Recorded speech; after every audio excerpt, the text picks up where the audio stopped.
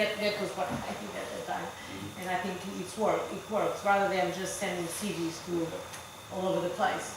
I don't know, but you are the career expert. No, I agree. I get my advice from the industry, so and I'm in constant contact with companies. So what I tell you is basically based on conversations and of course years of experience in career coaching, but really talking to industry people like Renata, who if they tell you that's that's how they recruit and that's how they select talent, then it's something that you definitely have to take into consideration. And that is a key strategy. And also, we have someone from Nigeria, from you said Norway.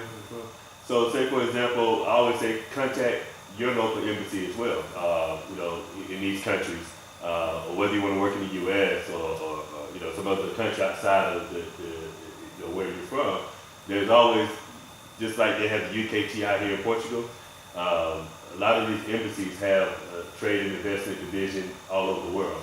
So you really can, this is what I do, so there's no secrets. I tell you the same thing I do.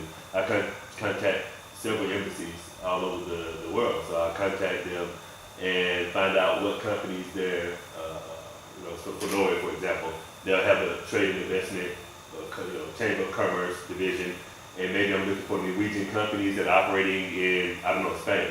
So I can easily contact the embassy of Norway and find like the Renata, the director of trade and investment there, and try to figure out who are those companies there, just like she knows the companies that are in the UK that are investing in Portugal and the companies that in Portugal invested in the UK, and that will shrink your list of companies to look for. So instead of you looking, just in this vast list of companies all over the internet, first start off with the companies that are from your country. Say me, for example, from the United States. So I would look, if I wanted to work in the UK, maybe I'll say, well, let me just see what U.S. companies are there first, okay? And so that's a good strategy to use as well. I think the other thing is also,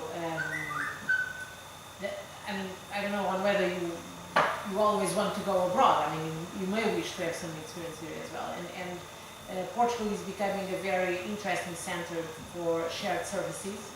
So, in the embassy we have just been awarded the HR Hub for Europe, Western and Eastern Europe, which means 29 jobs more. So, if you operate in the HR kind of human resources area, you can bid to work in the embassy in due course.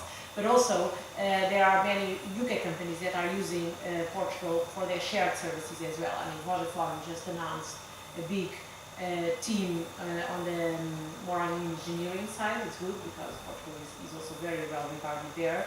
There is a very interesting company called Totemic that has 200 people here in Lisbon just working, just as a backup office for their business in the UK, which is more on the kind of mediation and debt collection area. A very interesting company.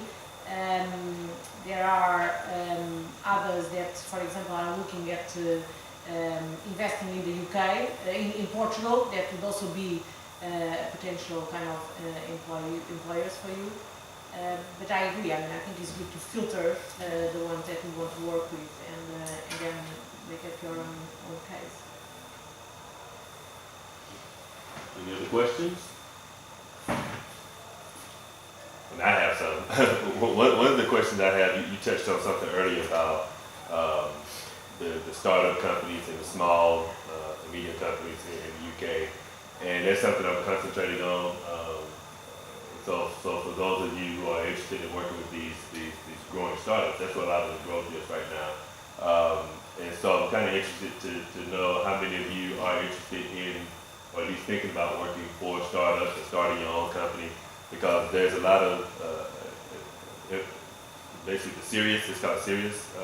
Sirius program, yeah. Yeah, Sirius program. Yeah, I would very much like to know that. Yeah, and the tech to create your own company. I didn't even know about the techs here. I know there's the MI4 corridor in London. In London. And so that's when I go do international employee development trips, I always visit the technology hubs in each country. I was in Denmark, I'm going to Sweden, Norway, so I need to talk with you. And I'm looking in some African countries as well, in Latin America.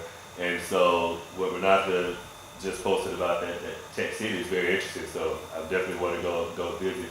But just by show of hands, who's interested in entrepreneurship? Because that's going to be one thing that I promote a lot, and that I talk about in the professional development program, and that when I get speakers like Renata to come on campus, I always ask them to talk about any of the entrepreneurship activities that are going on in their country.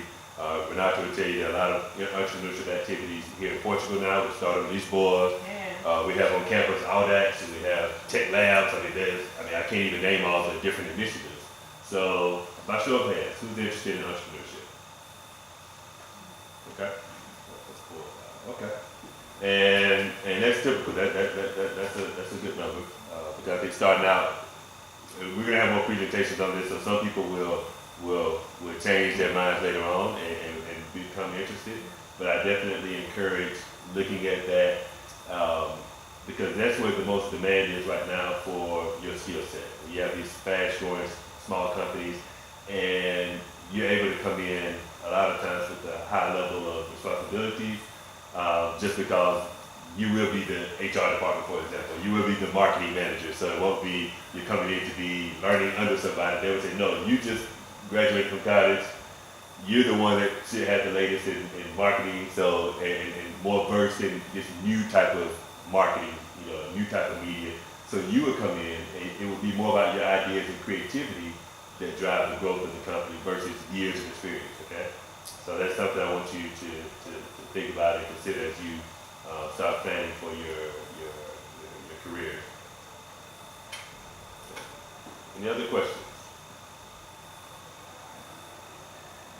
And you had I'm going to make this slide available, and your contact information I think was on one of the slides. Yeah.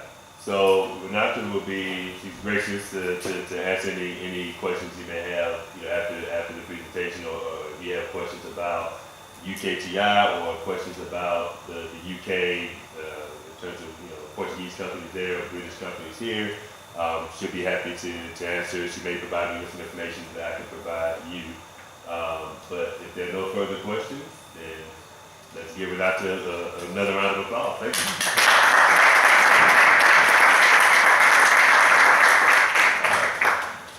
All right, that's it. Have a great weekend. Yes. Students from Norway, Nigeria. Come talk to me. I just to get your information. Is there anyone else from outside of the EU here? I see two. Renata, before you go, let's take a picture.